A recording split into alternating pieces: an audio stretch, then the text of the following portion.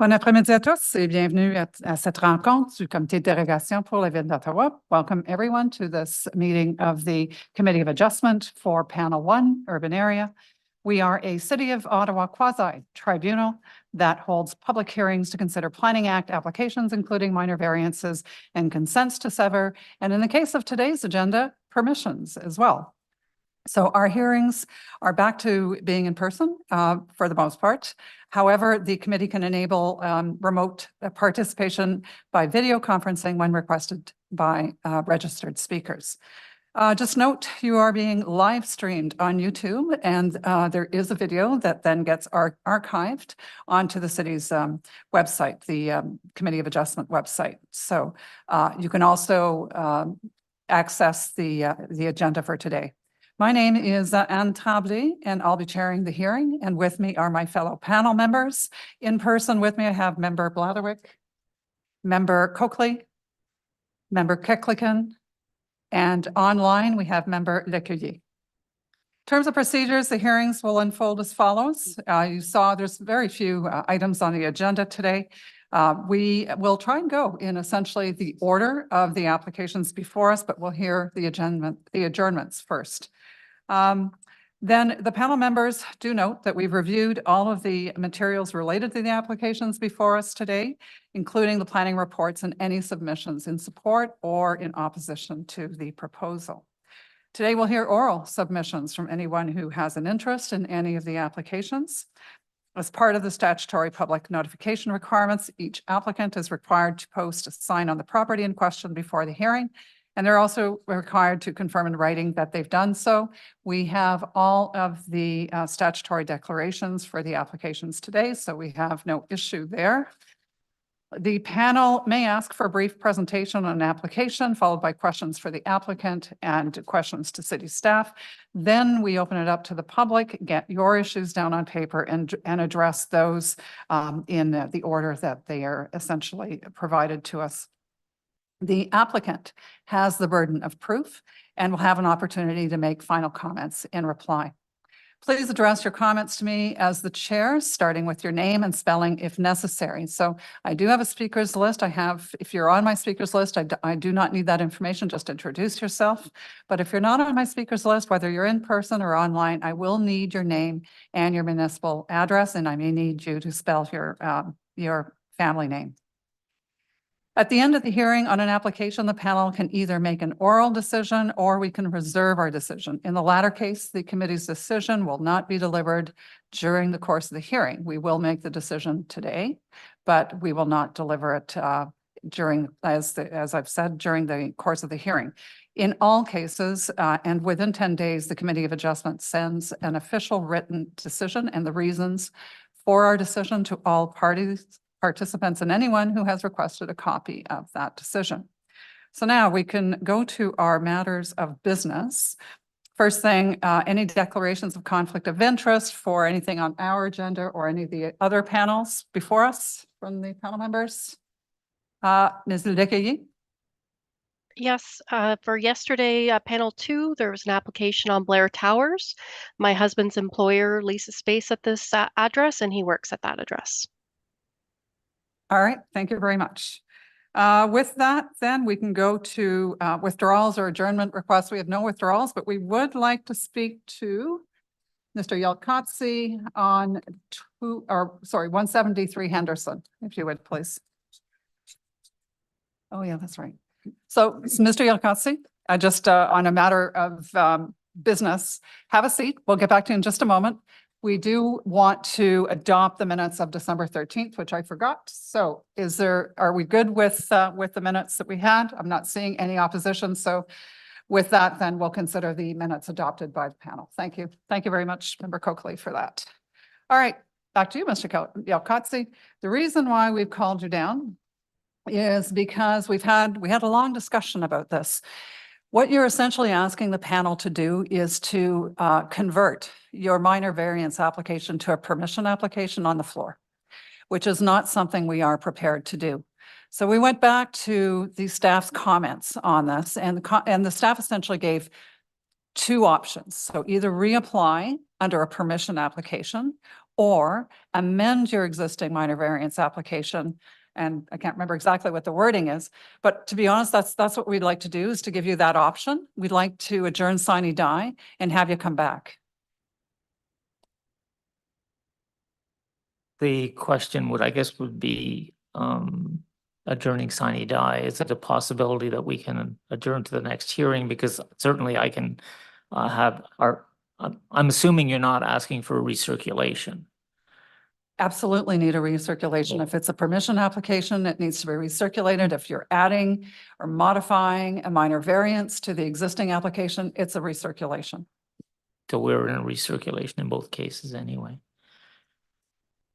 Yeah, well, our preference is to do the permission approach. Again, the discussion I had with staff was we want to protect the community from enshrining the non-conforming components that don't need to be enshrined but can be held as a permission. So the permission approach would be a better one, in our opinion, and in having the discussion with staff, simply because it doesn't make legal the non-conforming parts of the building that would remain.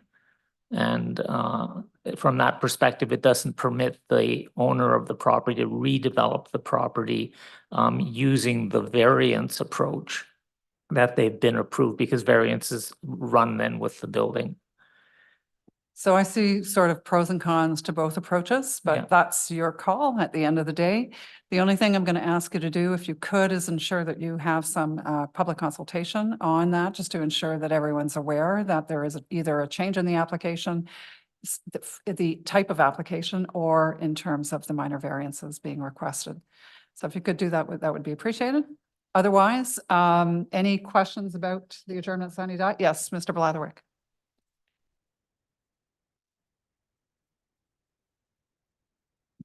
Turn this on first, that helps. Ms. Linker, is there a possibility that the panel can receive a copy of, and I'm assuming this was a report that went to Planning Committee and Council regarding the redefinition of dwelling units in 2018? Thank you for your question. I can try to get a copy of that report. Yeah, I think that'd be very useful to us to consider before we come back to discuss this issue. Thank you. Oh, good catch. Thank you for that. Anyone else on the panel? No?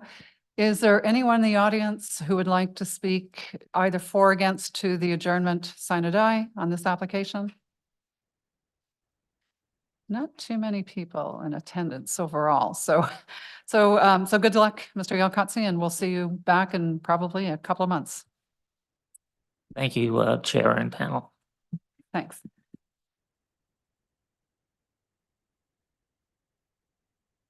All right, we're going to go to application number 1 then, which is for, let me catch up here, 90 Elm Street, looking for Ms. McQuaig. McQuaig online, or she must be online. Okay.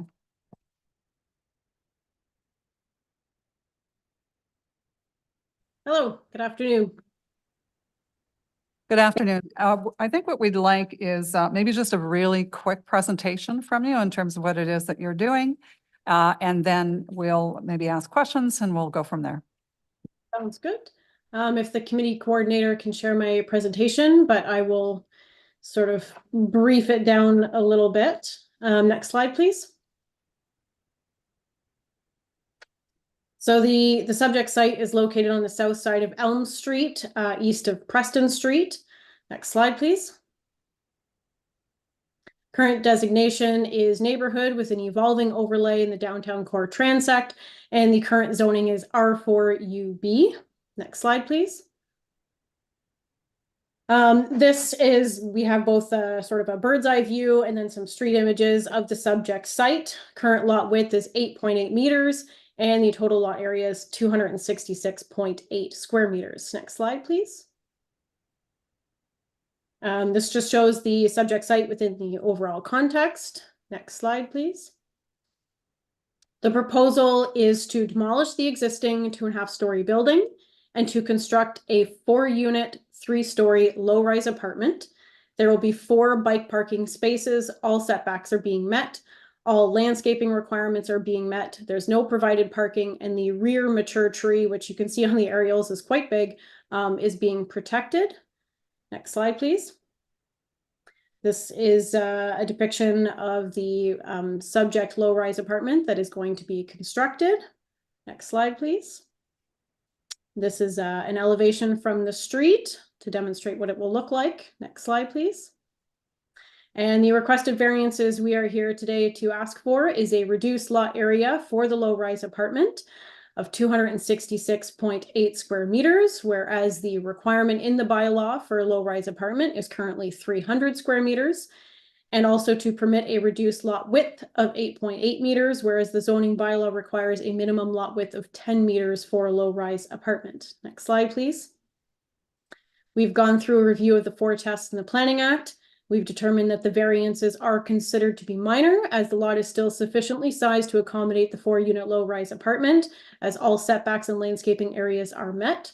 We find that the variances meet the intent and purpose of the official plan, as we're providing and adding to a range of dwelling types and choices in a compatible built form within the neighborhood, where a mix of dwelling types are supported in the current designation of the official plan. Next slide, please. The variances meet the intent and purpose of the zoning bylaw, which is to ensure that the lots are appropriately sized to the proposed use with sufficient landscaping and setbacks, all of which, as I said, are being met. The intended purpose of the lot width is to ensure that the consistent and uniform spacing is provided along the streetscape, which is still being provided as our interior yard setbacks are being met. These lots are sufficient in area and width to accommodate the low-rise apartment while meeting or exceeding all required setbacks and therefore meet this particular test. Lastly, the development with the requested variances constitutes a suitable infill intensification and is considered suitable and desirable for the use of the land. If there are specific questions, I can get to those. There was one comment by a resident that was received, to which I have provided a response to them, and I also shared that correspondence with Committee of Adjustment staff. All right, thank you, Ms. McQuaid. Any questions from the panel members on this application? All right. Member Coakley?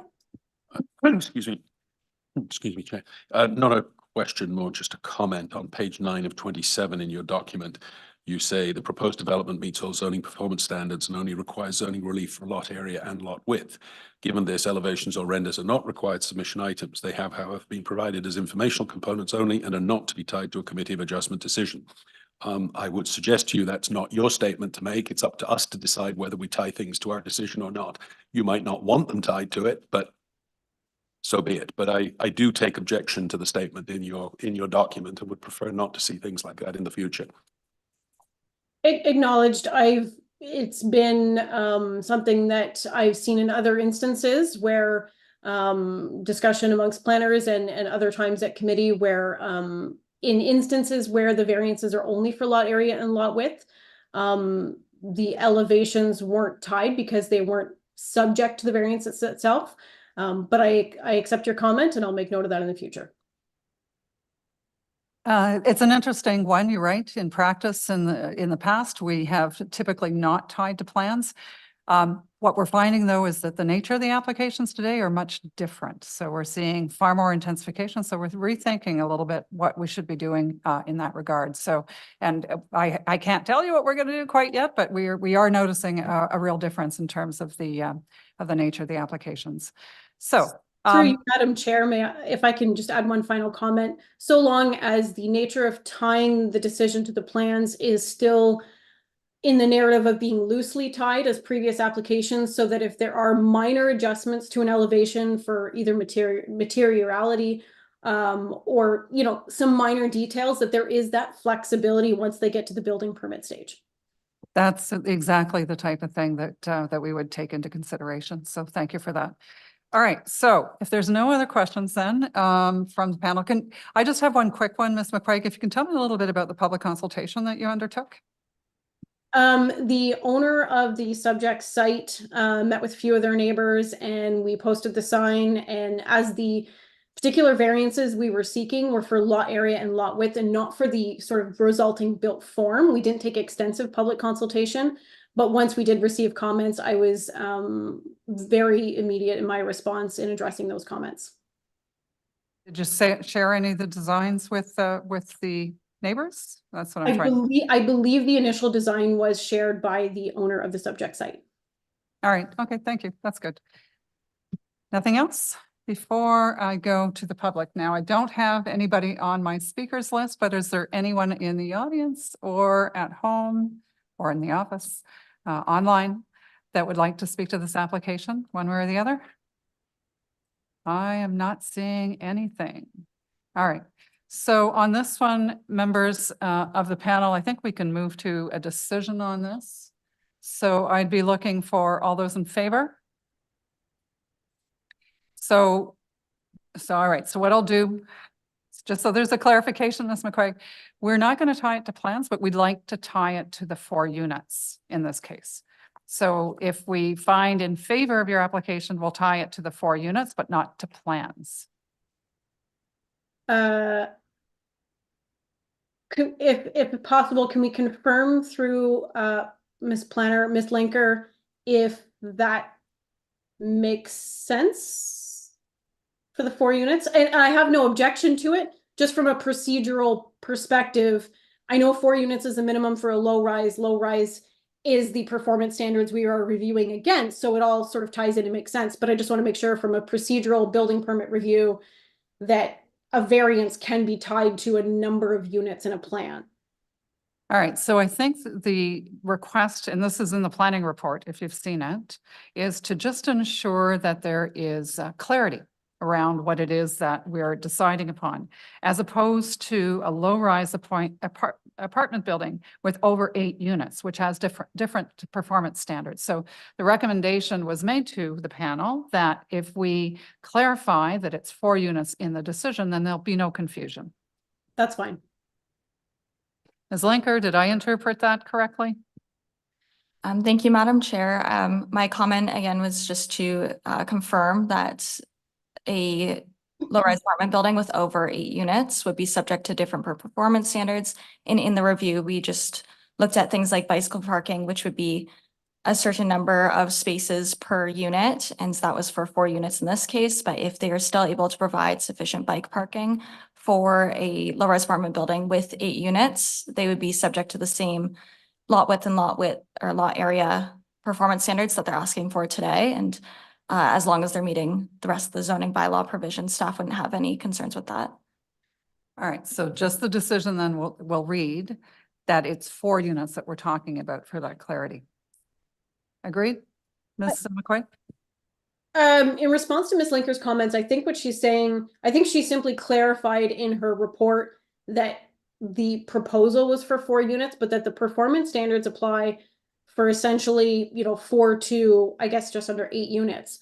I only want to consider that, perhaps 5 years from now, depending on where the housing crisis is at, if say one of the units is broken into 2, my understanding is that the variances would still work so long as, per Ms. Linker's comment, we would have to provide that additional bike parking.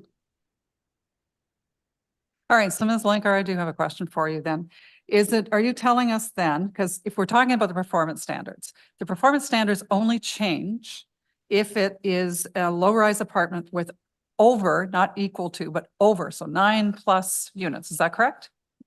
That's correct for lot width and lot area. All right, so what we want to do in this case, and it's still considered a low-rise apartment building regardless. So for the decision only refers to a low-rise apartment building, no one's to know necessarily whether or not we're talking about the 9+ performance standard type or the 8 and under type. Is that correct? I believe so. I think that low-rise apartment building up to 8 units would be sufficient. How about we do that? That's what I was going to suggest as well. Thank you, Ms. Linker. All right, so the decision will read like that. So thank you very much. I'm glad we had that discussion. We all have a lot more clarity around the whole issue. So, okay, great. So just for the record, that will be included in the decision. Thank you. Anything, okay, we're back to a vote. I think. So all those in favor? I think I'm seeing unanimous granting of the application. So thank you very much, Ms. McQuaid. Thank you. Have a good day. You too. Okay, that takes us to application number 3. I think we're looking for Mr. Robinson on 630 Tweedsmuir. Good afternoon. Good afternoon, panel members. So I don't think we need a presentation. It's fairly straightforward application. So I'm going to open it up to questions directly. Anything from the panel members? Anybody? All right. So Mr. Robinson, there was one comment, I think, that came in that was a concern regarding a number of matters about the site. Just to confirm, no new construction is happening here at all. It's just it's a semi-detached under construction today, and we're not proposing anything additionally. That is correct. The comment I've read, it appears as though they're not wanting any additional development to what is occurring, and maybe there was a misunderstanding from the sign notification. They thought that additional development was coming, but it is not. The semis are within weeks of occupancy. Excellent. Okay, just wanted to confirm that for the record, given the concern that was raised. Any questions for Mr. Robinson on the application for consent? Nope. All right. So with that, then we have no one on my speakers list. Is there anyone in the audience, either online or in person, who would like to speak to this application for consent at 630 Tweedsmuir? Now's your chance. Okay, I'm not seeing anybody come forward. So I think we can go to a decision on this. Yes, Member Coakley. Maybe just a quick question. One of the conditions that planning has suggested is that the services be separated. I'm assuming the building has been constructed in that way and that this would not require you to dig up and realign services. That is correct. While we're on the conditions, any issues with any of the rest of them? No. Okay, I think we can vote. All right, all those in favor? Okay, for the record, the decision and granting of the application is unanimous. So thank you very much, Mr. Robinson. Thank you very much. Bye-bye. Okay, perfect. Bye now. Okay, that brings us to last but not least on our agenda for today is 927 Wellington Avenue. I think we're looking for Mr. Thompson, and I believe Mr. Thompson has a number of guests. Come on down.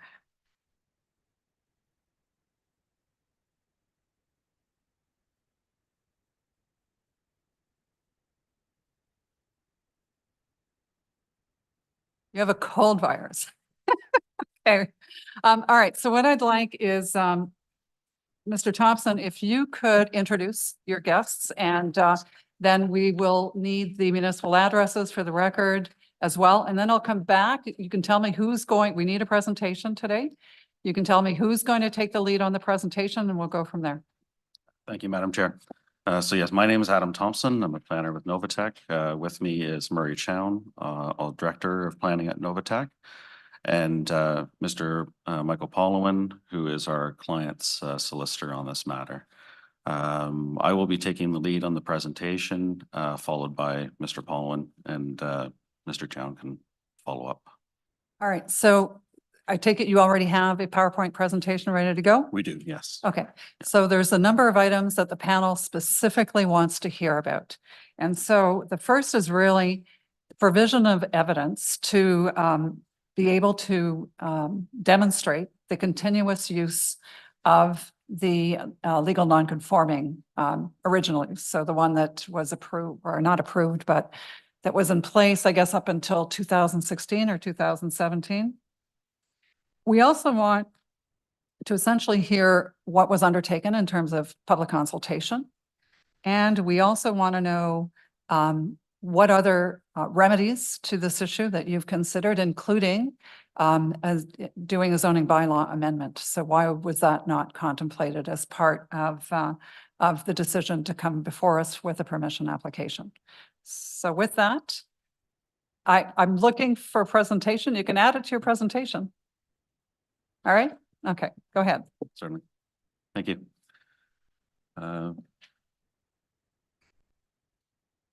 Sorry, Madam Chair, did you need addresses for? Yes, sorry about for that. Yeah, give me the addresses, please. So Mr. Town is the same address as myself, Novatech, 240 Michael Copeland. Mr. Powen can provide his address. 160 Elgin Street, Suite 2600. Thank you. So thank you, Madam Chair. So through, we'll start the presentation. The application is for the property at 927 Wellington. We can move to the next slide. Generally in the Mechanicsville neighborhood, we're at the corner of Wellington Street West and Bayview Station Road. In the vicinity, we're in the vicinity of the Bayview LRT stations, and as well as the Tom Brown Arena. Move to the next slide is a close-up of the property itself. There's no changes to the building as proposed to this application. The application is just speaking to uses. Move to the next application or next slide. This is just to show that we're in the evolving neighborhood overlay in the official plan. Next slide. And we're in the traditional Main Street subzone 11 zone, which covers the majority of Wellington Street as well as portions of Somerset Street to the south. So next slide.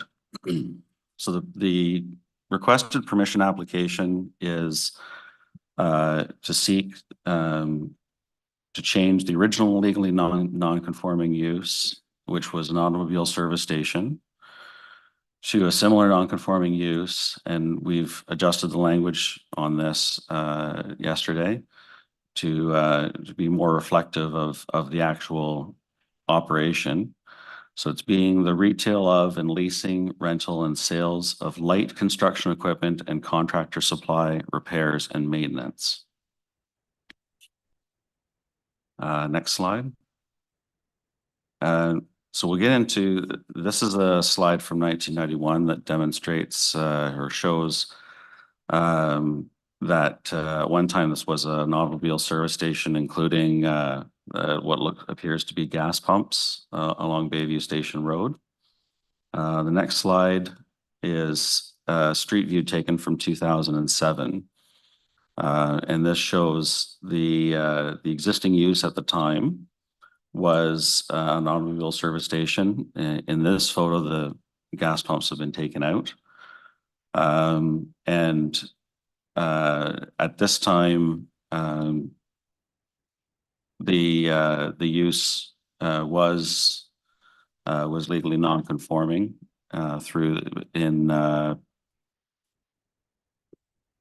escapes me the previous Ottawa zoning bylaw number.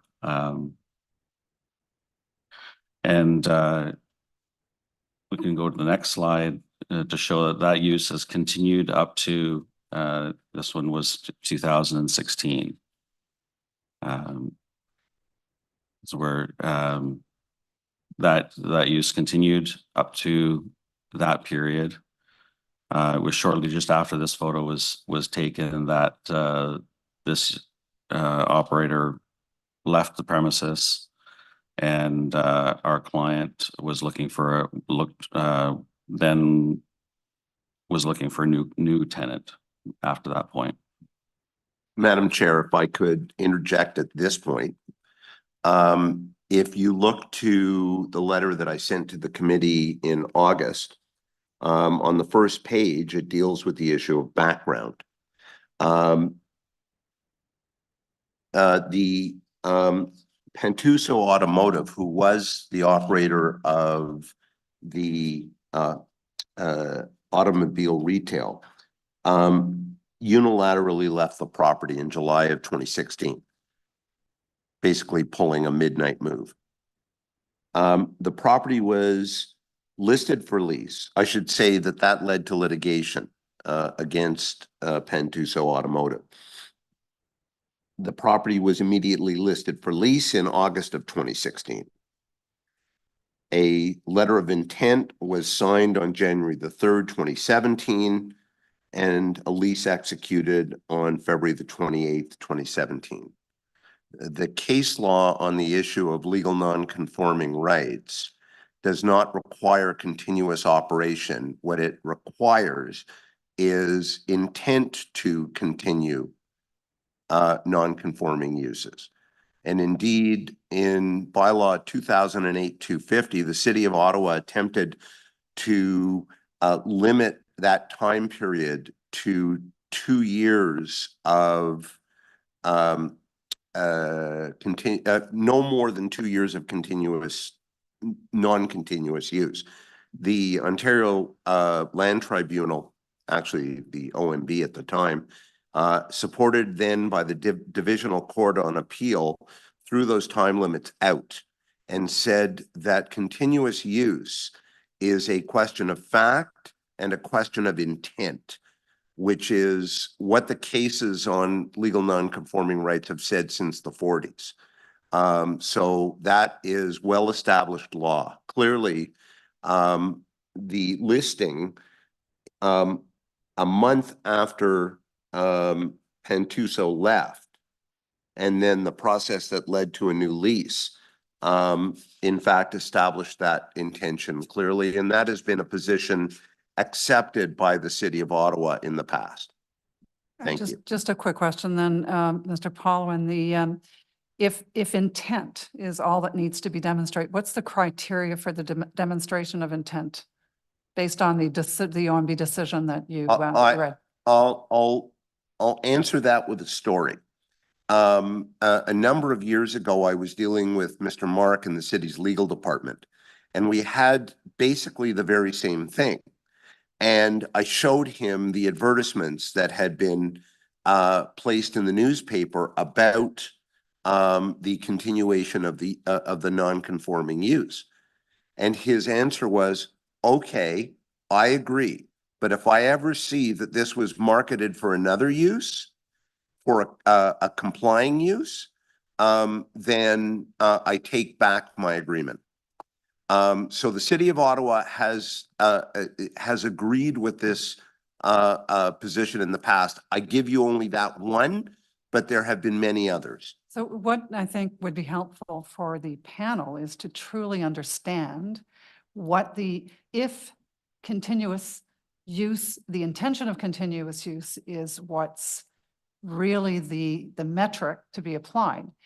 What is it that determines intent? So that we kind of need a concrete on that. So is there nothing in case law I that assume that demonstrates what that is? there is in case law, and I'd be pleased to provide it to you. I understand that you are likely to reserve on this matter, but I would be pleased to provide you with a letter on that issue. Yeah, that information would have been helpful today, to be honest, if that's your argument in your letter, and we didn't see it in your letter, and everyone on the panel has read it. So we know exactly, what you're proposing here, but that whole notion of intent of continuous use was what we're really hoping to get some additional evidence on today. We believe it was provided in the letter, Madam Chair. The fact that within a month, the property was within a month of a surprise midnight move, the property was advertised for lease, and within just a few months after that, a lease was concluded. I think it's there. So was it advertised that they were looking specifically for the continuation of the legal non-conforming use? I can't answer that question. All right, just one other then, based on some of the evidence that you've just provided to us. You talked about the lease agreement that was executed on February 28th, 2017. Can you tell me whether or not the wording that we heard from Mr. Thompson just earlier with regards to what the wording is going to be, retail of and leasing, rental and sales of light construction equipment and contractor supply repairs and maintenance, is that language that comes directly from that lease agreement? Yes, Madam Chair. All right, wanted to confirm where that came from. So it's not somebody who's made up that wording based on what they believe the uses were at the time. No, that's in fact, in my letter, it says the lease provides for the permitted use to be, et cetera. Didn't have a chance to check that, so good to know that it's from there. Okay, Mr. Thompson, would you like to continue? Certainly. Thank you, Madam Chair. I think that probably concludes at least my discussion on the non demonstrating that the existing use was, or that the intent was maintained. In terms of my presentation, I go into then the tests for a permission application. And in this case, so the first is not technically a test as from the case law, but is the focus of the basis of the change in use.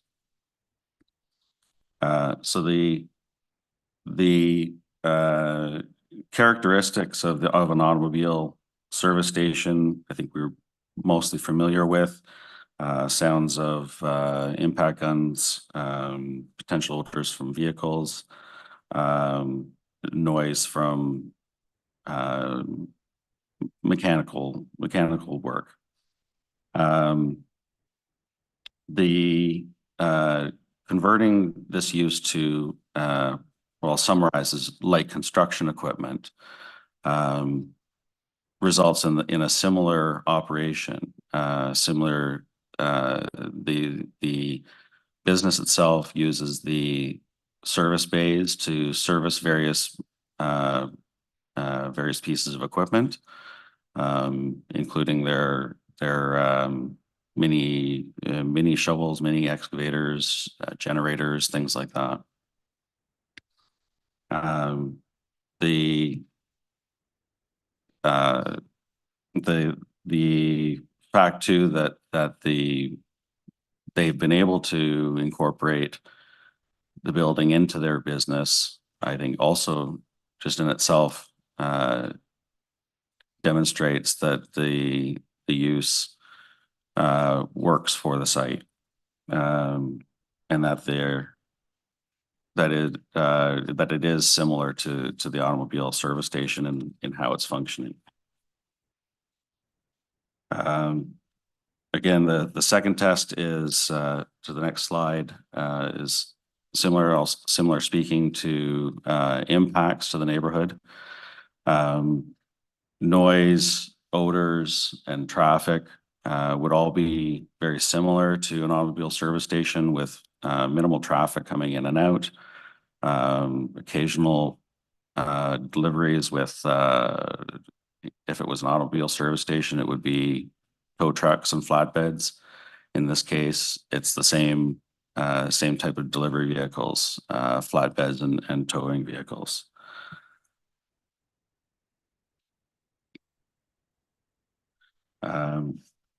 So it's our position that the second test, that the impacts really overall to the neighborhood are very similar, and that there are no greater impacts to the adjacent properties. The third test is dealing with whether it's desirable for the neighborhood and appropriate.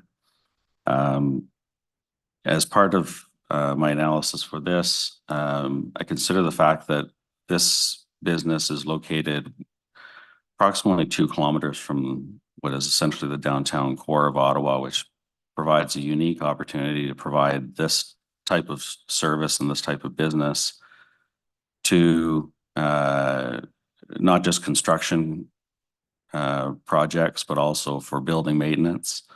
That this particular location helps to reduce travel time for deliveries, and can even provide more local residents with direct access to machinery for small projects. So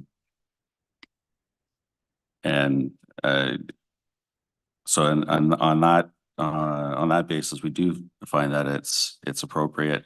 The adjacent neighborhood is primarily or includes a number of other non-conforming uses. So the use is still similar to the other automobile service stations in the area.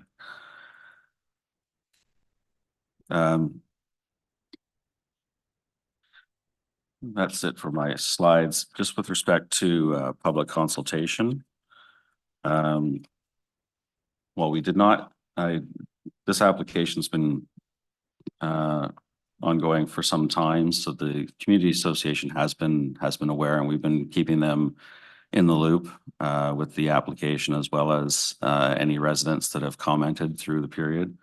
And so, as an example, when we adjourned at the last period, we had given the community association and the neighbors that we were in contact with advance notice that we were doing that, so that they could attend today.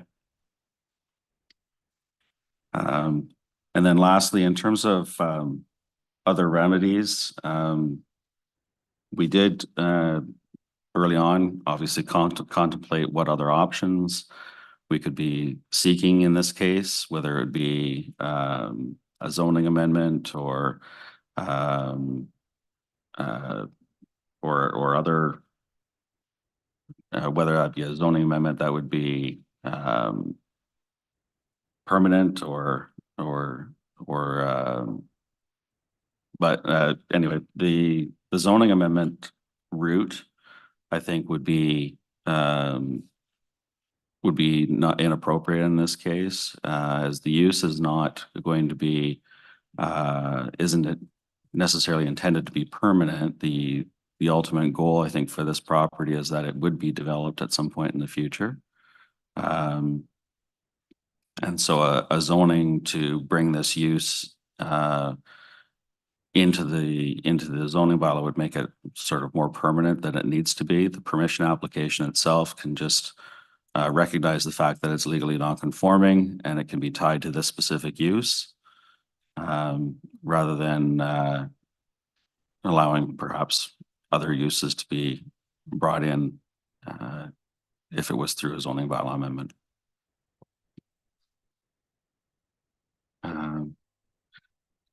Yep, I think that concludes my part of the presentation.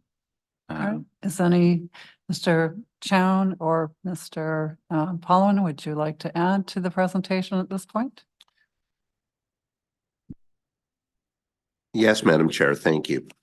So I've included in my letter references to case law up to and including the Supreme Court of Canada that canvass the issue of what evolutionary right is there for a legal non-conforming use.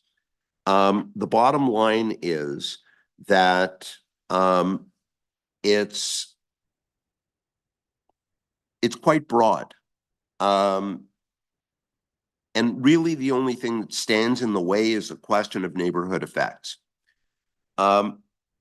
On my visit to the property, and I've indicated this in my letter, there were multiple businesses carrying on service and sales of vehicles, some of them in an extraordinarily chaotic way. This is, for the most part, not a residential area. There are some small numbers of residences to the north of the property.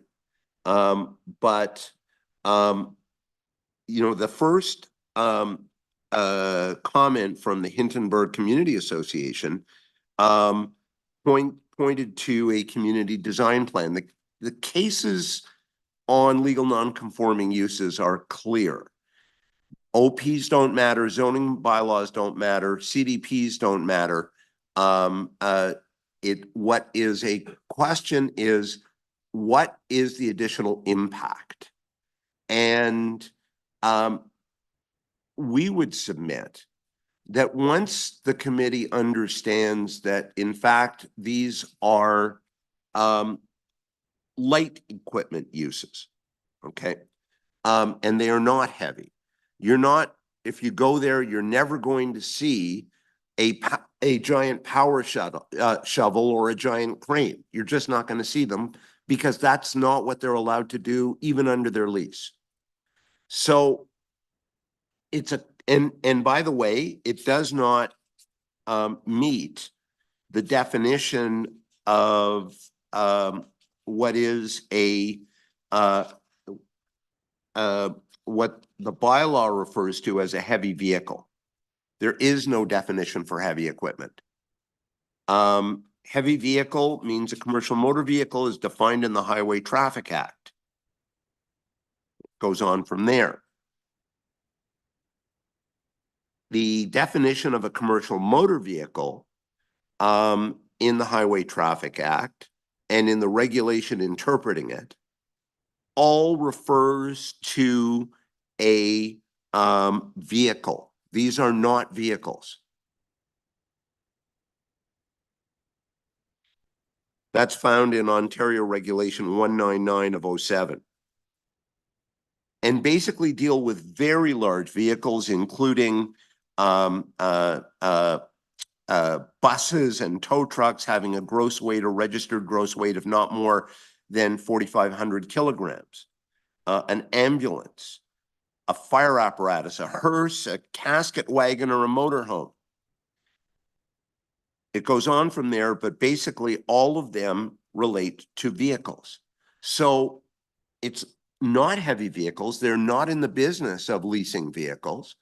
They are in the business of renting small construction equipment.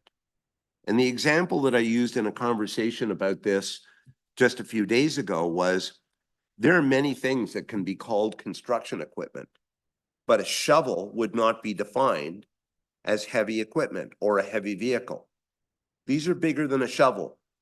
They're bigger than a bread box, but they are, in the overall scheme of things, light equipment. And so we understand that the community would like to see this property go a different way, but that is not the test that is before you today. So those are my submissions. Thank you. All right, thank you, Mr. Polwin. Any further comments on the presentation before we go to questions?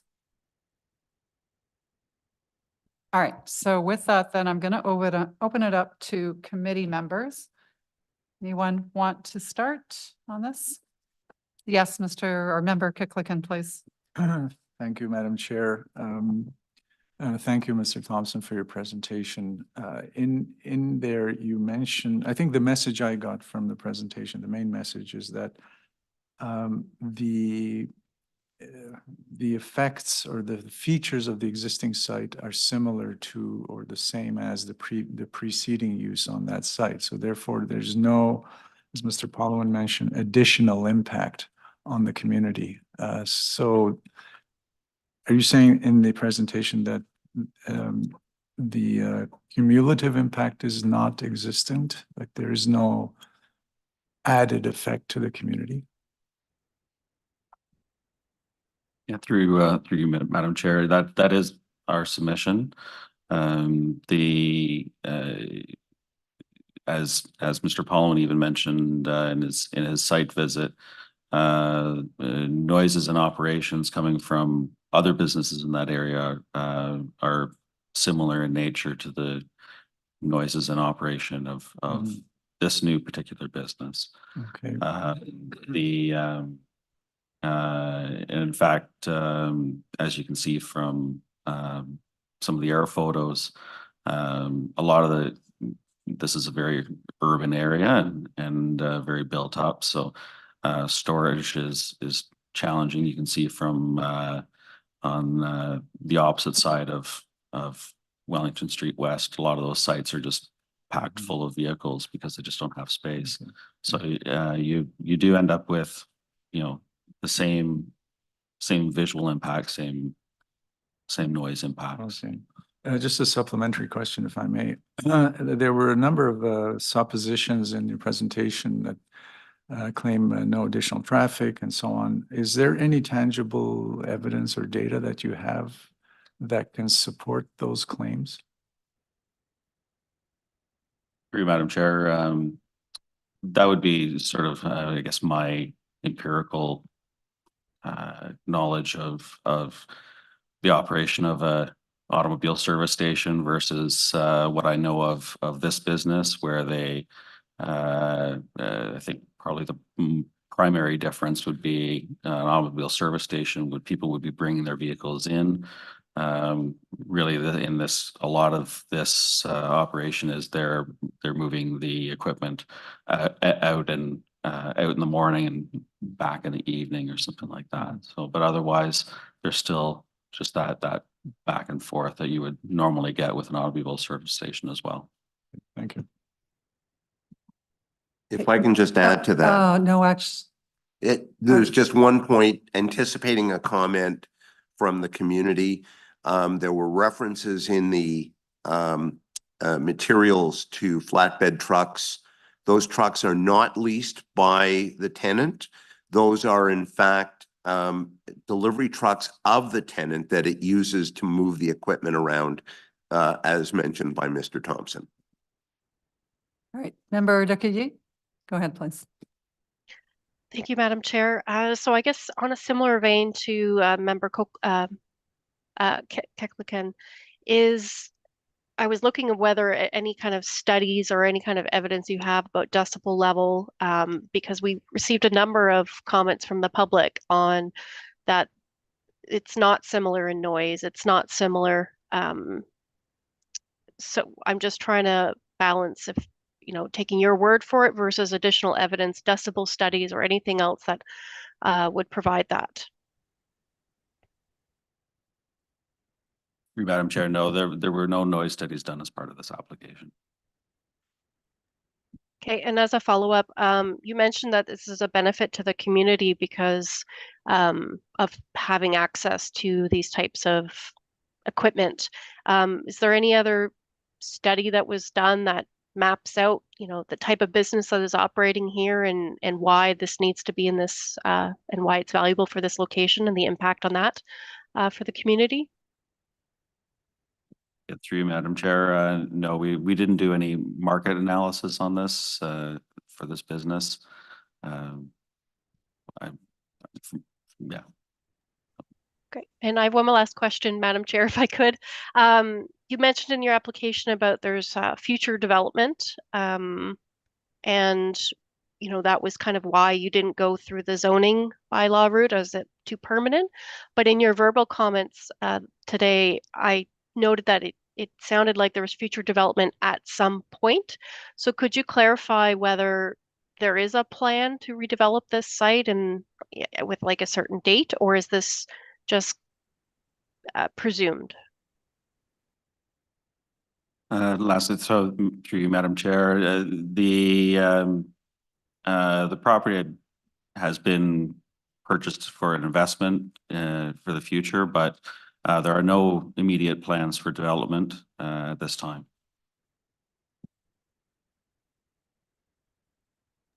Thank you. Member Keklikan, follow up? Thank you, Madam Chair. I wanted I'm curious to know, what is your definition of the character of the community? How do you see that character? I see that through you, Madam Chair, the character is of that whole area, immediate area is evolving. There are other development projects that are being proposed. But overall, we're in a small pocket of a lot of commercial commercial businesses. Can I just, I'm just going to interrupt us for a minute, only because I was going to speak to that. There's a slide in your presentation. Maybe that would be helpful to bring it back up. It was slide number 2, if I Certainly. remember. Yeah, if And that's maybe, possible. and he can walk us through exactly what surrounds the site.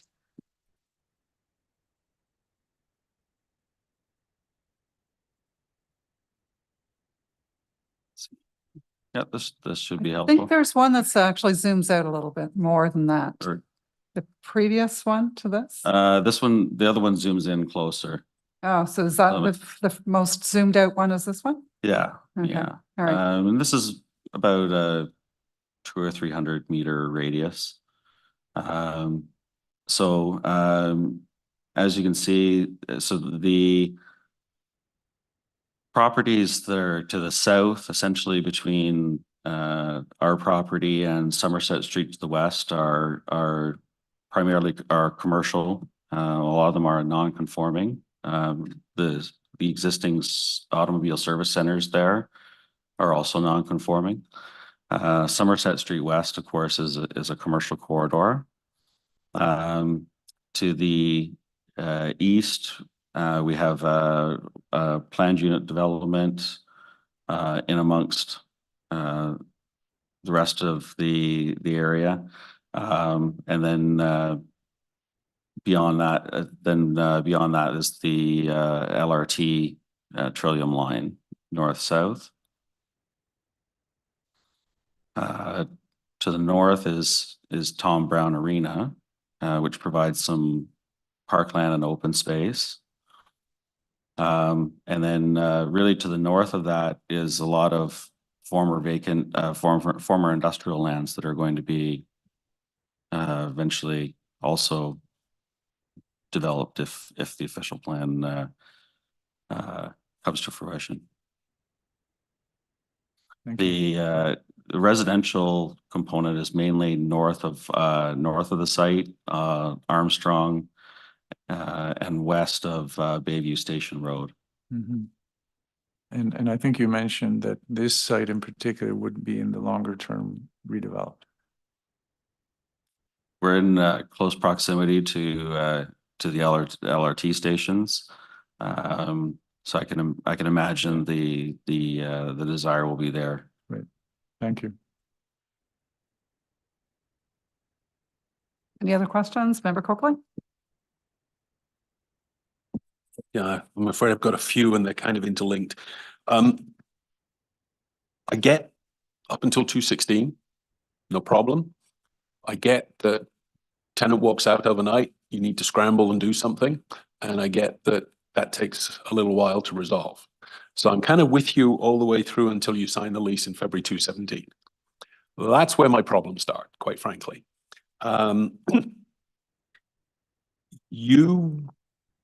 If I understand correctly, you want us to agree that a reference to light construction equipment is covered by, subsumed under the zoning provision of automobile service station. And that's quite frankly where my problem is. I don't think that your sort of assessment of the sort of the noise and the traffic, I'm sorry, I don't buy that. Now, there's no evidence in front of us at this point, but I would suspect that light construction equipment is more likely to be diesel, is more likely to be noisy, is possibly more likely to generate more traffic. I see it, quite frankly, as instead of tilting closer to what's currently covered by the zoning bylaw, tilting away from what's covered by the zoning bylaw.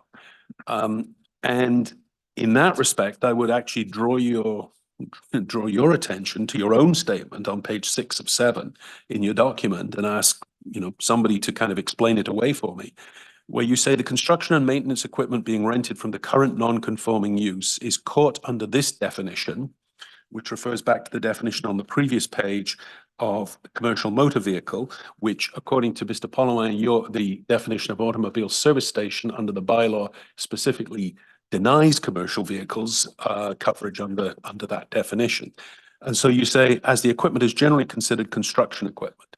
So the way I'm reading this is, by your own statements, you're admitting that the bylaw excludes this very type of equipment, an activity that your lease contemplates. And if I understand correctly, the current tenant is actually doing, because that's the lease you signed with that tenant. So if you could help me with that.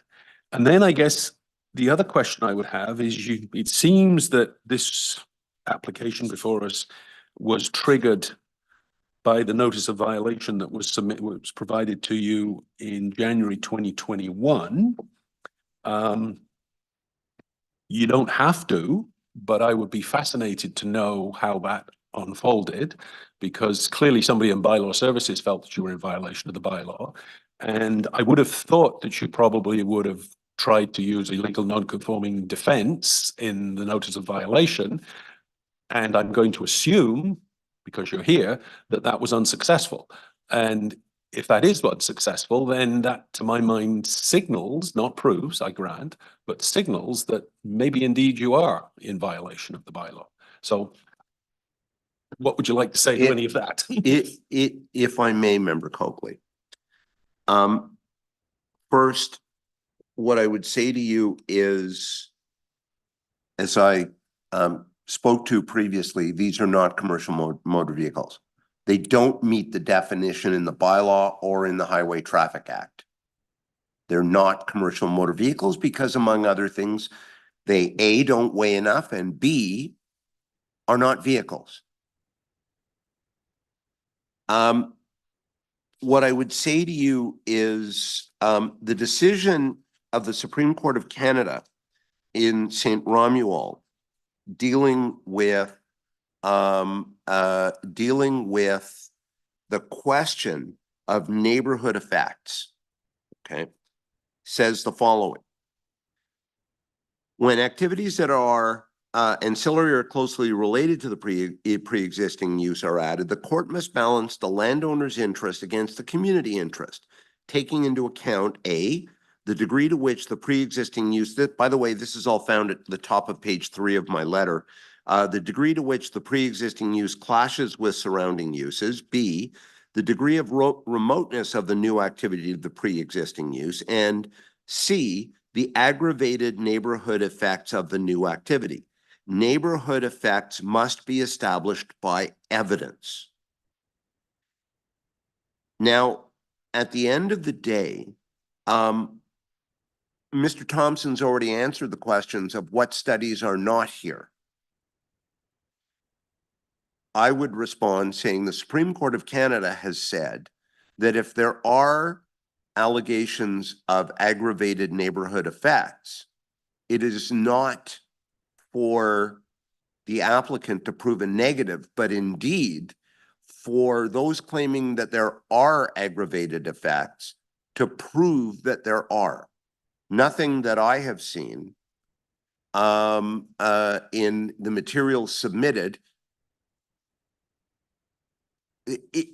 It's how St. Romuald has been interpreted in Ontario, okay?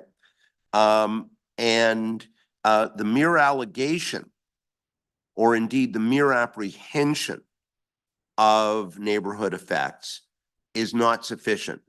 The Ontario Land Tribunal and the courts have repeatedly said mere apprehension is not evidence.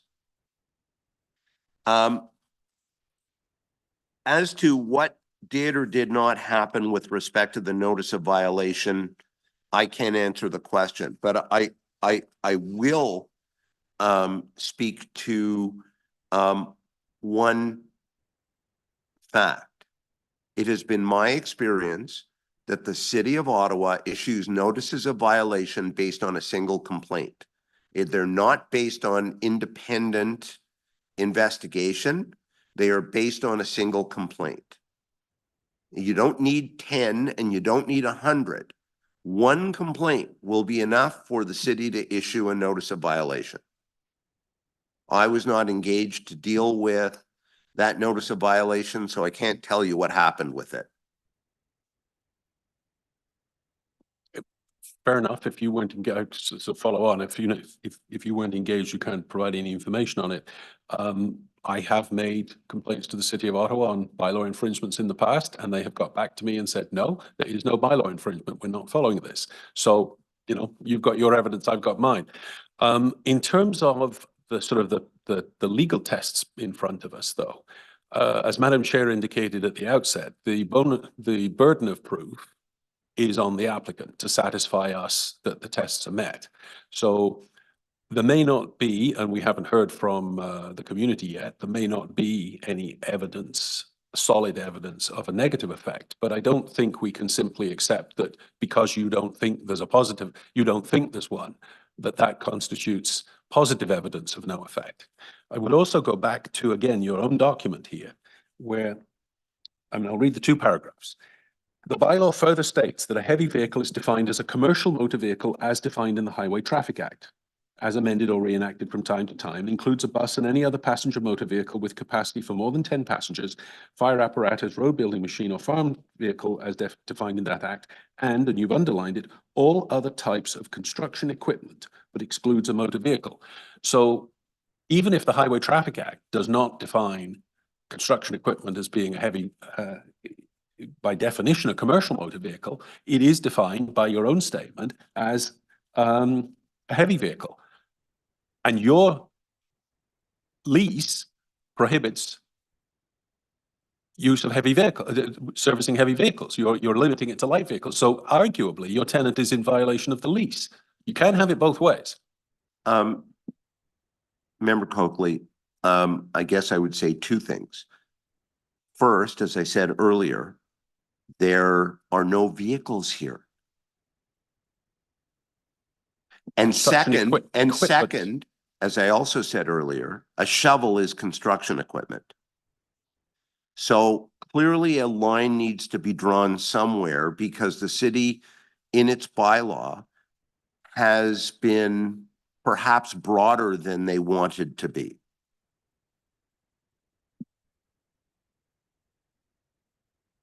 All right, Ms. Linker, just a couple of questions to you. What are the application requirements for a zoning bylaw amendment? What kind of information does an applicant have to submit? Thank you, Madam Chair. For that question, I might defer to my colleague, Mr. Renaud, if he's on the line, but We have Mr. Renaud. Ah, bonjour, Monsieur Renaud. Bonjour, bon après-midi. Yes, so submission materials for zoning bylaw amendment would include planning rationale as the main document, but depending on the situation, other types of submission or materials might be required to further justify the requested relief. Would a traffic impact study, would a noise study be required? I'm trying to get at what would that process give us in terms of information? Yes, those would be in the realm of possibilities in terms of documents that would be required for a submission. Yes. So a planner would essentially do pre-consultation with an applicant and identify what study requirements would be needed in order to have a complete application, and those kinds of studies might well form part of that. That is correct. Okay, so it would have been nice to have that information even for a permission application, as you can see, because we're debating an awful lot about what the existing use is and how much impact it's really going to have. If you'd had those studies and if you'd gone the zoning bylaw amendment route, you would have had to have done those studies in order to provide the information.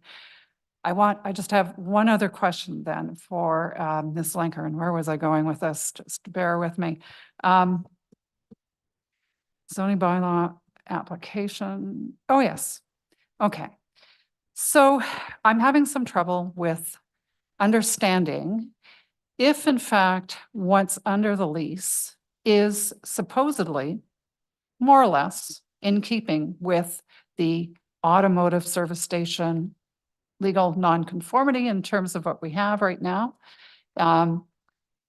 So the zoning, and I don't know the zoning bylaw different definitions well enough to know what's the cutoff between community commercial, those types of permitted uses versus light industrial versus heavy industrial. So I guess I'm trying to figure out is, would it have been could we have ever considered that what's being proposed now under the definition that we have from the lease why was that then not, if it's very similar, why is that not then captured under that zoning? So, and it's a bit of a trick question because my expectation is it's because it's not the same kind of use. It's considered to be a use that's more industrial in nature than what an automotive service station would provide. Because that use is definitely more community oriented, locally community oriented in terms of providing service to nearby establishments and residents and that kind of thing. But I'd like your thoughts on that, Ms. Linker, whether or not there would ever be a case that you could stretch what we consider to be the automotive service station to include this definition that was read out to us that forms part of the lease. Thank you for the question. I'll try my best to answer, and I might defer to our senior legal counsel to finish this answer. But the automobile service station use, our understanding was legal non-complying or legal non-conforming in the bylaw. And once the use was replaced by a new use, then that's what is, I guess, triggering the notice of violation that was handed to the owner. And that's why they can't have the use that they're proposing on the subject site and the need for a zoning bylaw amendment. The applicant could have instead had the original legal non-conforming use applied for permission and been under this discussion that we're having today to see if that proposed use could be allowed to expand and evolve into the use that they're proposing. And sorry, can you repeat that last part of your question? I guess I'm just trying to circle around to understand the nuances in the zoning bylaw in terms of permitted uses, because there's sort of a gradual, I won't say decline, a gradual change from more residential in terms of the commercial to more of a light. So we've seen, light industrial parks where we've seen exactly this kind of thing. So I would have said to you, just based on my own planning experience, that this is exactly the kind of use that would have been perfect for a light industrial park, as opposed to being in a neighborhood that's in an evolving neighborhood overlay and is close to transit and is likely to evolve into higher residential intensification, that kind of thing. So when I think about that, I'm just trying to figure out then what that nuance is and whether or not it would ever contemplate this particular use. Thank you for that question. Again, I might defer to my colleagues, but I guess I'll just say that the purpose of the traditional Main Street zone that it's currently in is to accommodate a broad range of uses such as retail, service, commercial, office, residential, institutional, but it excludes specifically auto-related uses. So that's what makes this legal non-conforming today, as it's not supposed to be on the subject site, but I'll defer to my colleagues for that question. And that zone was the T1A? The traditional Main Street subzone 11. Okay, all right, thank you. Glad I'm getting that straight. Just one other question for you then. Where was I going with that? Okay, so I'll ask you the same question I asked of Mr. Pollan, which is really to provide to us then, if, so Mr. Pollan was talking about demonstrating continuous intent. I think I'm understanding that the city is saying it's not enough to say continuous intent. It actually has to be demonstrated continued use until the date of application, which would be literally 2023. Is that correct? Thank you for the question. I think Mr. Mark would be better equipped to answer this, but it's my understanding that the intention to continue a use, this current use has been replaced by a new use, and this is retroactively asking for permission. All right, thank you, Ms. Linker. Welcome, Mr. Mark. I'm looking for any of the insights that you can provide to us today. Thank you very much, Madam Chair. So to respond to your question, I'm going to deal with one scenario, which isn't this scenario, and then come to the facts of this case. Let's say that the automobile service use stopped, as it did in this case, in 2016, but that the building had been vacant for a period of 7 years. Then there is a much stronger possibility that the applicant could bring itself within the confines of section 45, subsection 2, II of the Planning Act in order to apply for a permission. That the use, had stopped as a fact in 2016, but there had been an intent to find somebody who would continue with it right up until 2023. So that would be a possibility. But with respect, the city submits that is not this case, that the use, according to the material provided by Novatech, page 3 of 7, the existing use on the subject property, Cooper Equipment and Rentals, began operation between May 2016 and August 2017 and has remained in operation since that time. So this use that they are now seeking a permission for started 2016-27. The former use stopped, and the city therefore respectfully submits that 45-2 II does not provide jurisdiction for the committee to grant a permission in this case. All right, so you're suggesting we're not even in a situation where we have jurisdiction in this case to even grant the permission. So then if that's the case, then wouldn't this be an application that we would just recommend withdrawal of? I'm trying to figure out procedurally where we would go from here. You could ask the applicant to withdraw, or you could dismiss it for want of jurisdiction. All right, which is different than a refusal? It effectively, it is the same thing, Madam Chair. It would be a refusal. All right, thank you for that, Mr. Mark.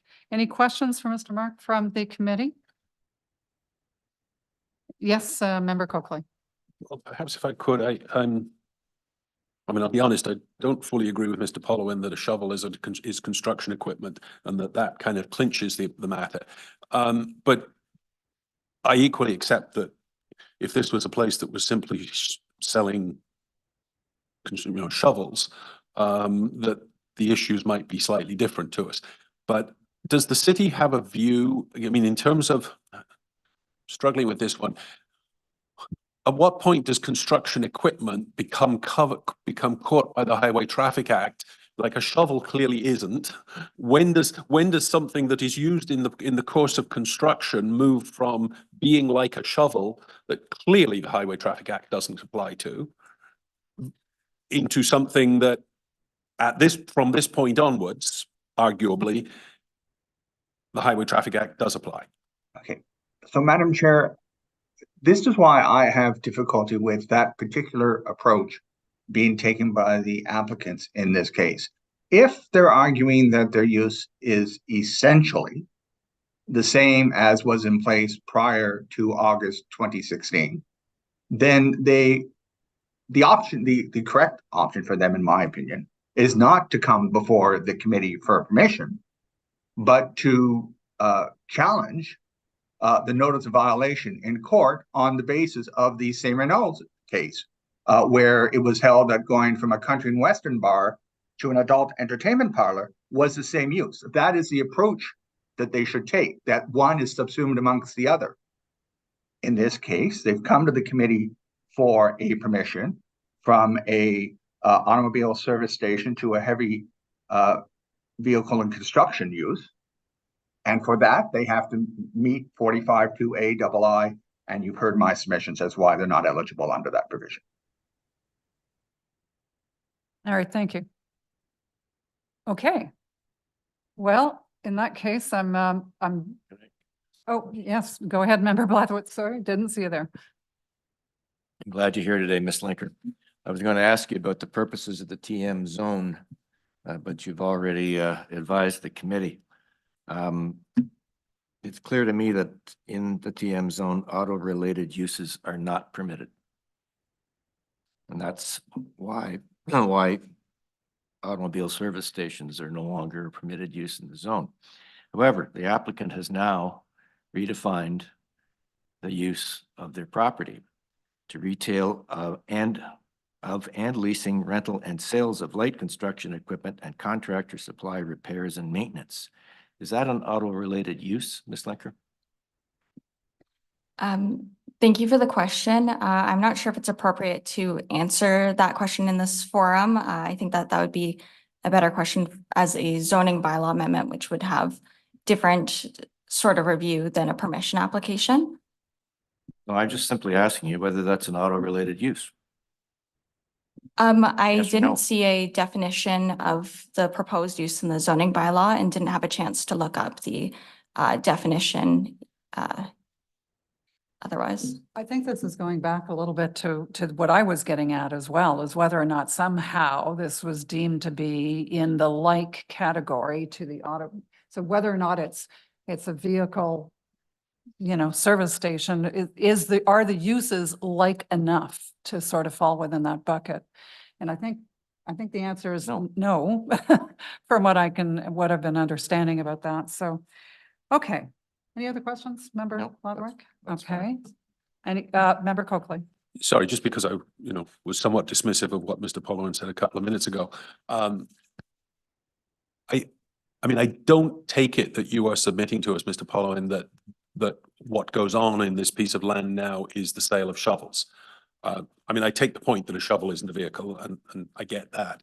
But am I correct in inferring from all the material that we do have in front of us that there are still automobile-like activities, that vehicles are being driven on and off the property, vehicles are being perhaps serviced on the property, vehicles are being leased and or sold off the property, in addition to possibly shovels? I mean, I think you're not trying to convince me that all that's going on this property is the sale of shovels, whether big or small. Or am I misunderstanding something? I don't. No, Member Coakley, I tend to use ridiculous examples to illustrate the problem. So let's talk about generators. Okay. Generators are not vehicles, but they are used in construction sites. At the end of the day, are there vehicles that are being rented there? It's really going to depend on what you call a vehicle.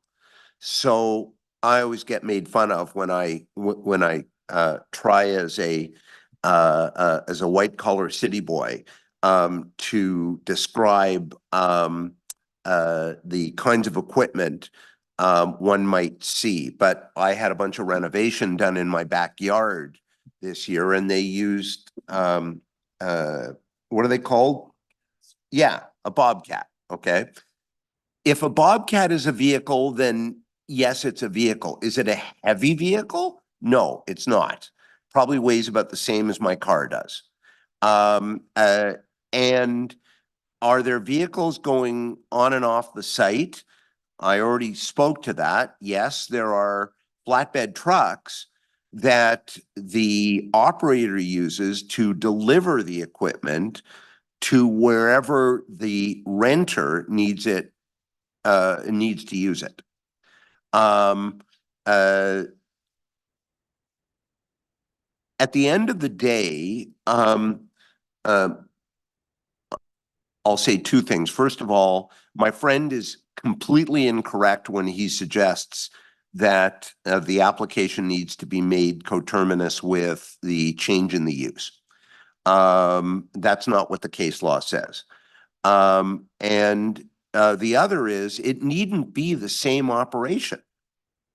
It can be a different operation, which is why a 45-2 is required to seek the permission that is necessary. The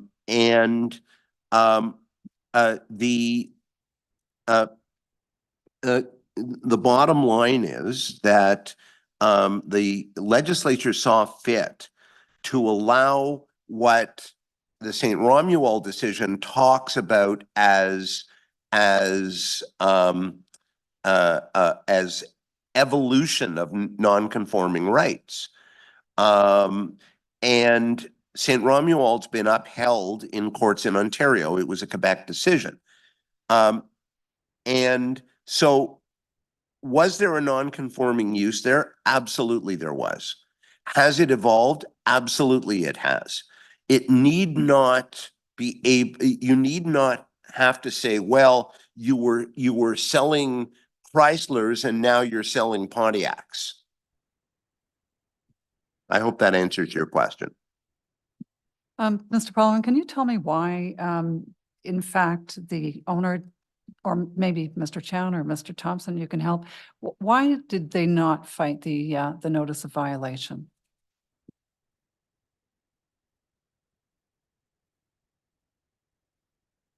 Yeah, sorry, through Madam Chair, no, we haven't had that discussion with our client. Madam Chair, do we know that he didn't? Well, we'd have to ask There has staff not for been a that. conviction. It hasn't proceeded in the courts. It's still out there. Ms. Linker, do you have any information about that? Thank you for the question. I believe that the notice of violation is still an open case from the most recent notice of violation. All right, thank you. Okay. Any other questions from our speakers? I'd like to go to the public portion. At this point, we do have some registered speakers for today. I have a lot of paper, so just bear with me. If I can find that speaker's list. That's not it. Hang on. I know I was given it, so just bear with me, probably under all this.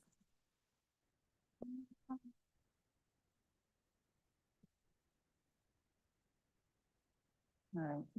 How do I do that?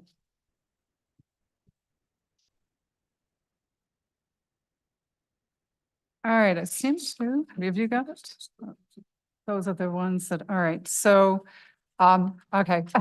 Thank you for coming forward because I still haven't found my speakers list. I know I do have some. Your name and your address, please. Oh, no. Oh,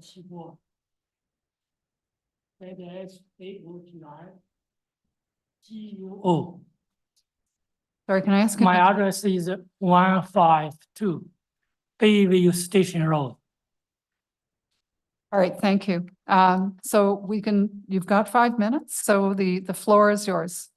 I'm first. Oh, you're first? Yes, please. I'm Okay. Linda Hode. I'm the chair of the Hintonburg Community Then Association. Yes, of course. Yes, Thank you. so I'm assuming you're using the official address, unless you want my personal address as well. No, the address of the community association is Okay. fine. Thank you.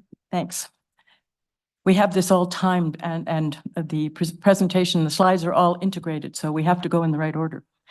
I hesitate to disagree with my friend, Mr. Paulin, but he quoted from his opinion, the lease provides for the non-conforming use to be. It's my understanding that it's only this committee that can decide what the non-conforming use is in a case when it has changed from one to another.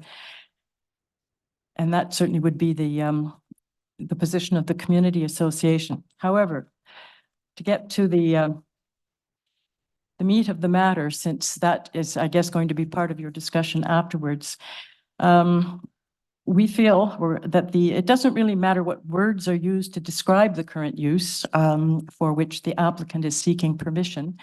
It was interesting to see that the words were changed.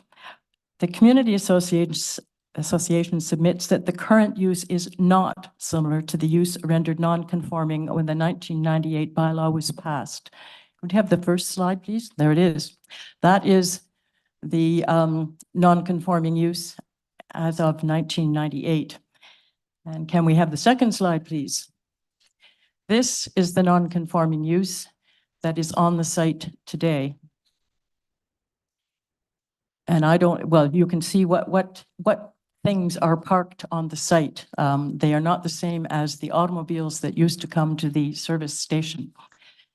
I'm not an expert in construction vehicles, large or light, but these photos show the change in the intensity of the use of the property.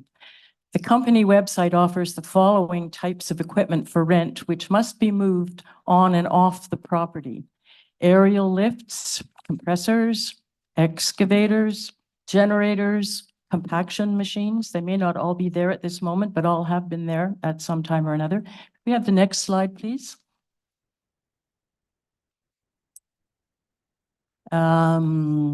Yes, that's just another view of what is on the site currently today. Next slide, please. Do you have another slide? I think you've gone backwards. Oh, well, then the slide I was hoping you could see is not there, but my colleagues who will be addressing the impact have the a similar slide to the one I was hoping to show you at this point. Many of the vehicles, or whatever they are not self-propelled, and they require towing or loading onto flatbed trucks in order to be taken to their destination. So my colleagues will, as I say, do the compatibility issues, but I would like to point out that former service stations in the TM zone in our neighborhood have transitioned to uses that are more compatible with the uses permitted by the bylaw. There have been car radio installation or car cleaning services move into former gas stations or service stations. A former service station has thrived on our main street as a Kentucky Fried Chicken and now a Domino's Pizza restaurant.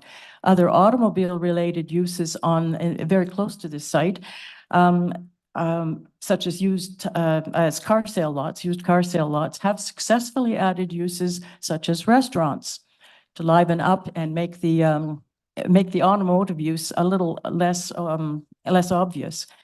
And some of the automotive uses or service stations have even been replaced by residential uses as contemplated in the official plan and the zoning bylaw.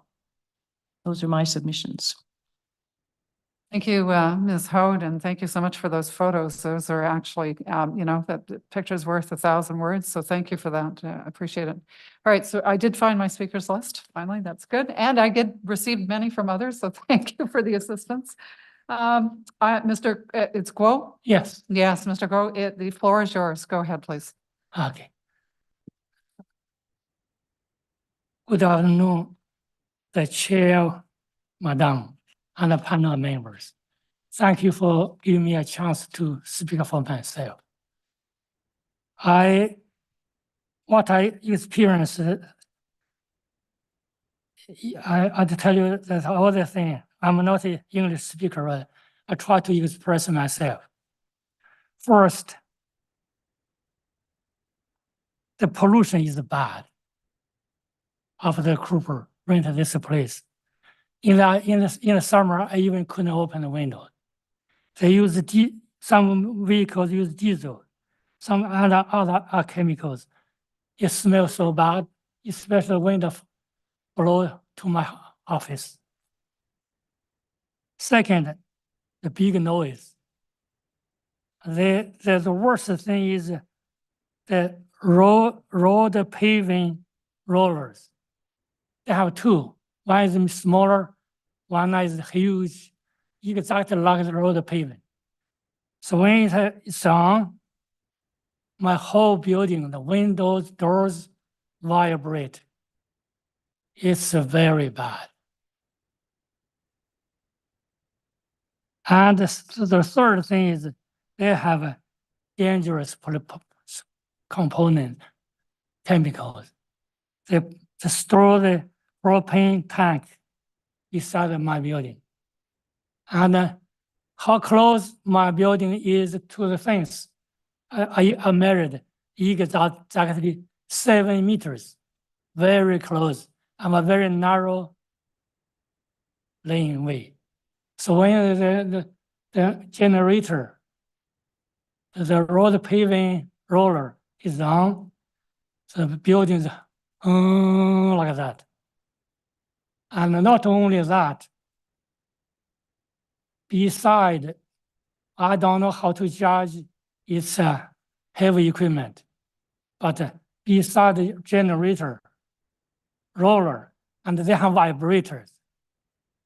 Their job is, in their letter, it says maintenance and repairs. They use high pressure water to clean the surface of the machine. They do it just on the corner, on close to the fence.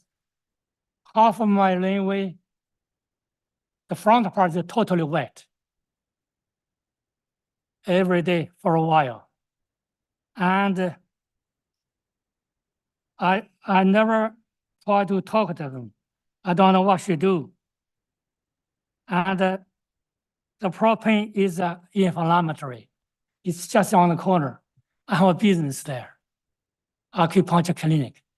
Every day, so many people come in, come out. They drive in. If there's sparkles, when they drive the car, it could explode. They also have leaking batteries. Used to behind the wall. Besides that, on May 3rd last year, they have a big barrel, drum barrel, huge, and they're broken. I don't know what happened. Some liquid came out. And even the fire department came over to put the sand on my property, and they're leaking onto the boulevard. It smelled for several days. So I just want to know what's the standard for heavy equipment. So by your saying, oh, yes, there's a regulation, I don't know. All of these, I'm extremely oppose the requirement to turn into industrial. That's all. Thank you, Mr. Guo. I really appreciate some of your comments and your sharing your experiences with us. To respond to one of your questions, there's definitely regulations that would be in place, environmental, chemical regulations, that kind of thing. That's not our part of our jurisdiction, so we can't speak to that, but certainly do call the Ottawa Services, Customer Services, or the Service Desk, I'm not sure what it's called. But do call them and have a chat with somebody to find out a little bit more about what needs to happen on the property next to you. So, so we appreciate your comments. Is there anyone who has questions on the panel? Questions for either Ms. Hode or Mr. Guo? No? No questions? Okay. Thank you for your time. We have one more speaker, Ms. Parot, who I believe is online. Do we have Ms. Parot? Yes, I'm here. Oh. And if we could go back to some of the slides, because they're part of my presentation. So the next one after this, maybe the next one after this is where mine starts. Yep, that's good. Thanks. So my name is Cheryl Parrott. My address is 132 Bayview Station Road. So I am a neighbor of the property and have been for about 44 years. I pass by it frequently, sometimes up to 4 times a day, many days of the week. And I'm opposed to the requested variances, whatever they are, because they're changing. The garage that was there for, almost 40 years closed down. And the property was empty for some time before Cooper Tools moved in. But the impact of these two uses is so vastly different for the surrounding community. The previous garage really had no impact. It was compatible with nearby uses and the zoning. The servicing and rental of large numbers of big construction equipment by Cooper Tools is not compatible. And it has a big impact on the neighboring properties, but also on the people passing by. So you see that, that it directly abuts residential properties. And so, as mentioned, the frequent running of very noisy diesel engines outside during the day with the smell of diesel fumes. So just on December 20th, there was a really noisy generator that ran for over 2 hours. I think it was this one called the Whisper Watt. And I could feel and hear it 50 meters away. I could feel the vibrations. So it really was not whisper quiet, I can tell you that. As mentioned, there's washing of very dirty equipment with high pressure water sprays. And I've been misted with it walking by in the face. Next slide, please. There's frequent parking of really long transport trucks. This one is parked on the wrong side of Wellington Street, right at the intersection. Sometimes these trucks have blocked the pedestrian crosswalk. They're right up to the part of it. And then when you have to try to go around it, you really can't see any vehicles coming. In the winter, as you can see with these snowbanks, it makes it impassable even for a car to get through. And this is not an infrequent event. Next slide, please. So sometimes they also park to load and unload on Bayview. And so this one, they're unloading a little excavator, you can see. It's blocking the driving lane. There's only one lane there, and that's the driving lane. And so it makes vehicles turn out into the opposite lane of traffic. And this is right at a very blind corner, so it's incredibly dangerous. So, I mean, the lot isn't big enough for what they do. They often are parking vehicles just to the right of where that flatbed is on the city boulevard. Next slide, please. So trucks of all sizes frequently block the sidewalks on both Bayview and Wellington Street. So this is Wellington Street, which is a main pedestrian route to the Bayview LRT station. So completely block while they load, they unload, you got to go around it, you got to go on to the roadway to get around this. And this happens frequently. Next slide. It's very unsightly from the street and the neighbors' properties, and the grounds are not well maintained. There's often coffee cups dumped just outside the fence. That's where the smoking area is as well. And next slide. Mud is frequently tracked over the sidewalks or flows over the sidewalks from within the site, especially when they're washing all the dirty equipment. There's a regular flow of mud coming out.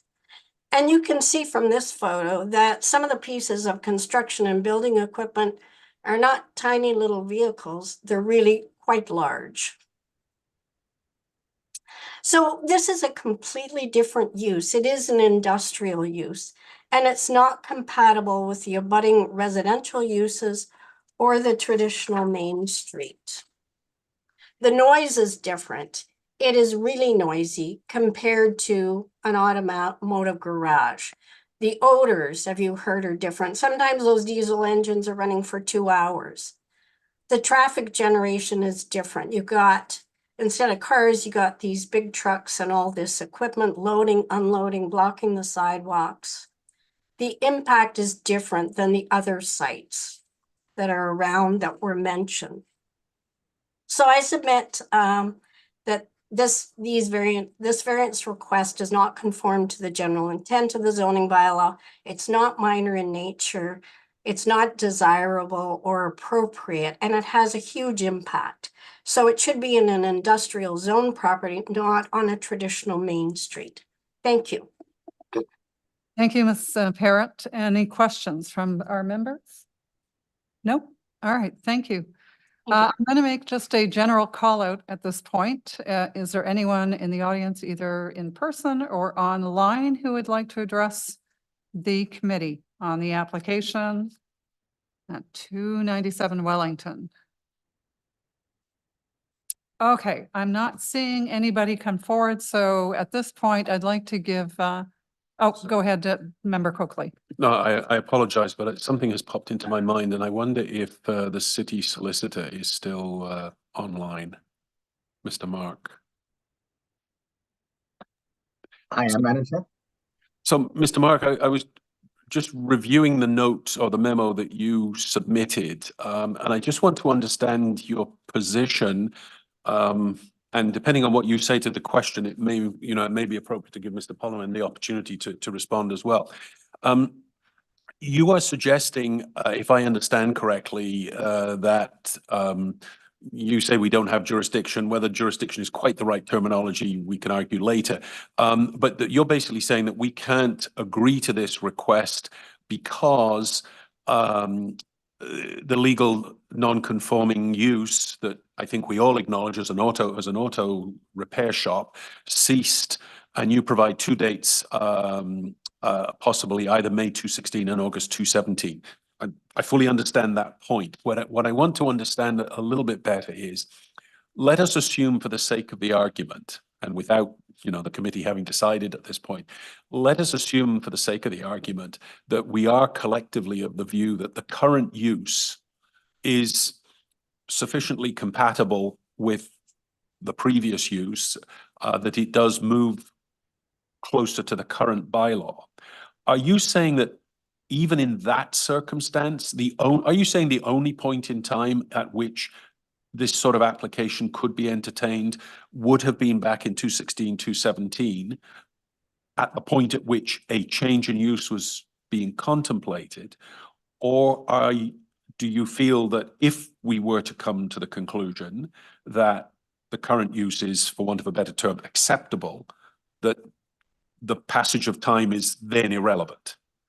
I am saying the former, Madam Chair. On the facts of this case, I am saying the former.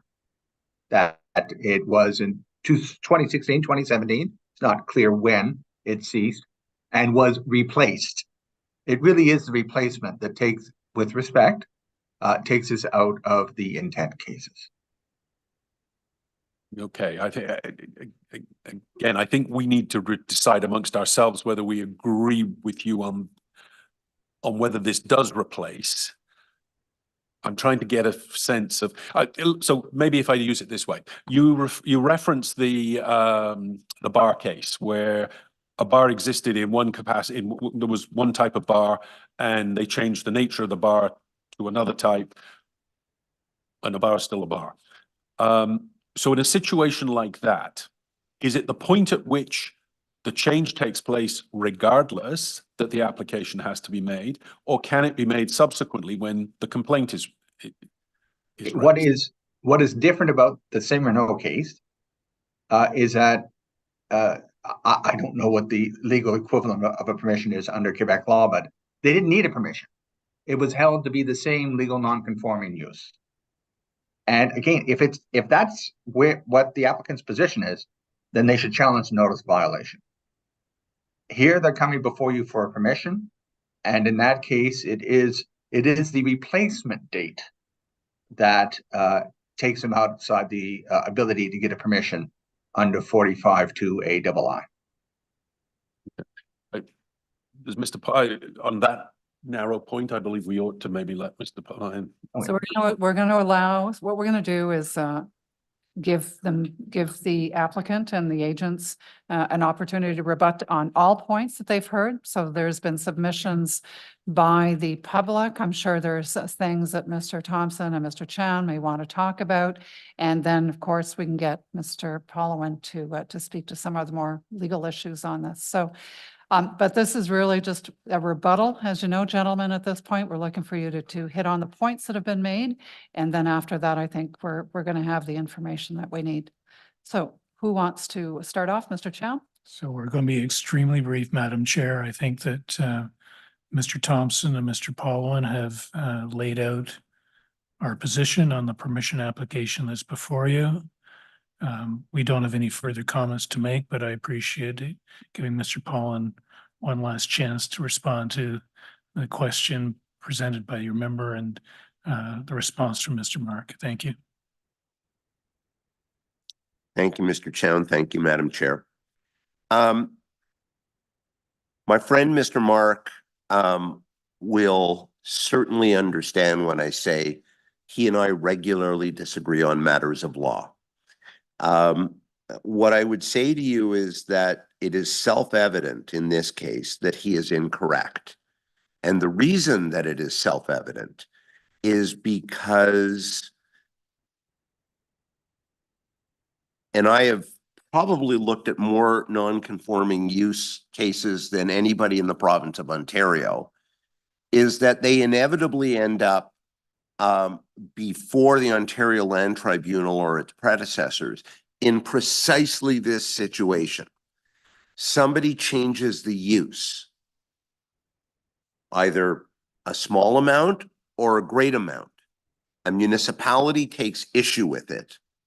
And it is at that point that a landowner will come before a committee of adjustment, an Ontario Land Tribunal, as the case may be, to regularize the situation.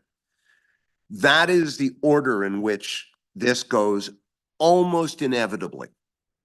Now, in the St. Romuald case, they have a very different system. They don't have dedicated panels like this committee, like the Ontario Land Tribunal, dedicated to using or to dealing with these kinds of questions. What happened in St. Romuald was that there was a complaint by the municipality that was asserted, not because it mattered so much that one was a country and western, the first use was country and western, and the second use was adult entertainment. But it was the success of the adult entertainment use that caused a greater impact. More traffic, more parking, more noise, all of that. And that was when the municipality of St. Romuald, in fact, took issue with it. And that's what drove it to the Supreme Court of Canada. And ultimately, what the Supreme Court of Canada said is that you can increase intensity. And as our friends from the community have talked about, is there somewhat greater intensity of use of the surface of that property? Yes. They're not offending any bylaws by using that surface. But St. Romuald decision was precisely that. An increase in intensity does not invalidate the notion of what is referred to in Quebec as acquired rights, what is referred to in Ontario as legal non-conforming rights.